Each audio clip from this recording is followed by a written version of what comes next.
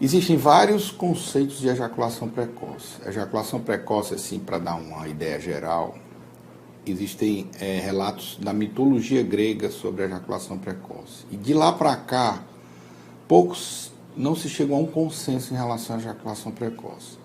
Na verdade, vários estudiosos tentaram definir a ejaculação precoce, Master Johnson e muitos outros estudiosos da disfunção sexual masculina. Hoje, a Associação Americana de Psiquiatria já incluiu a ejaculação precoce como uma patologia, ela faz parte do contexto das doenças internacionalmente conhecidas. Então, a definição que a associação determina é que é a ejaculação que ocorre antes ou depois da penetração, né, de uma forma recorrente, após um estímulo sexual, sem que o indivíduo assim o deseje. Então, é uma ejaculação de uma forma descontrolada, em que o indivíduo não consegue ter o controle total daquele evento. Na verdade, a ejaculação precoce ela é determinada por ejaculação antes ou após a penetração.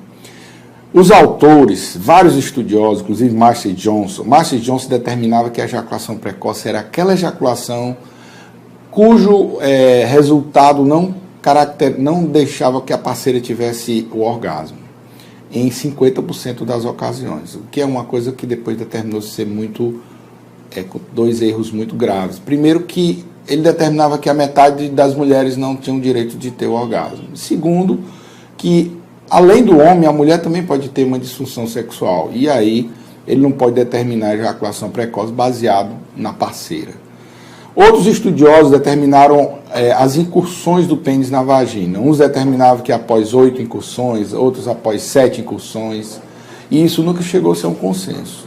Autores mais modernos determinaram o tempo. 5 minutos, 6 minutos, 4 minutos e até 3 minutos para determinar que o indivíduo tem ejaculação precoce. Na verdade, o indivíduo, a menos que ele tenha uma lesão neurológica, ele pode ter uma ejaculação sem ter orgasmo.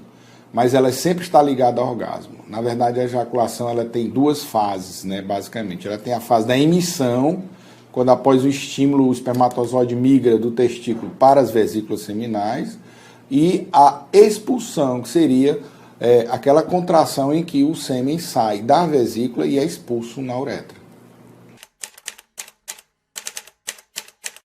A ejaculação, ela não tem tempo determinado, entendeu?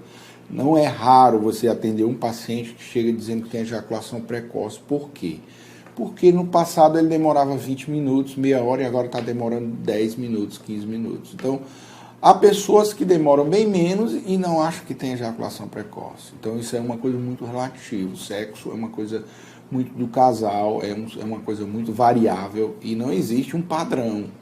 O padrão quem determina é o casal. Então, ele pode ter uma ejaculação de 10 minutos com um prazer do total dos dois. E pode ter uma ejaculação de meia hora. Às vezes os homens se prendem ao tempo da ejaculação e esquecem que não é só o coito que causa a satisfação no sexo. Então é por isso que a gente hoje, existe a Associação Internacional para Medicina do Sexo, Medicina Sexual, que é a ISSM. Por quê? Porque não é só a ejaculação, existem vários fatores que são estudados hoje. Então há autores que determinam que a ejaculação precoce seria aquela que ocorre antes de 8 minutos do coito. Outros determinam 7 minutos. Já existem autores europeus que determinam 5 e até 3 minutos. Existem autores que dizem que a ejaculação precoce é quando há uma ejaculação antes de 3 minutos do intercurso do pênis na vagina.